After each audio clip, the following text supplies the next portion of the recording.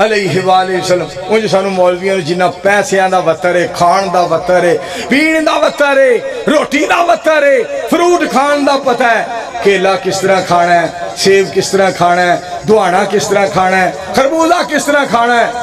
एक जज, एक SHO, एक मौलवी तिन्ने जा रहे सन।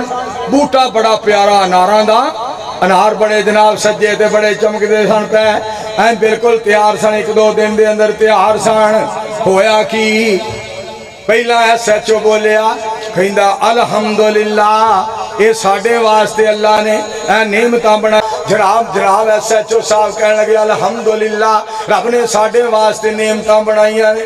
जज बोलिया, कहंदा माशाअल्लाह, किन्ने प्यारे पे लगते ने अनार दरखत दे नाल, बूटे दे नाल। मौलवी दाढ़ी च हथ मार के कहंदा इंशाअल्लाह।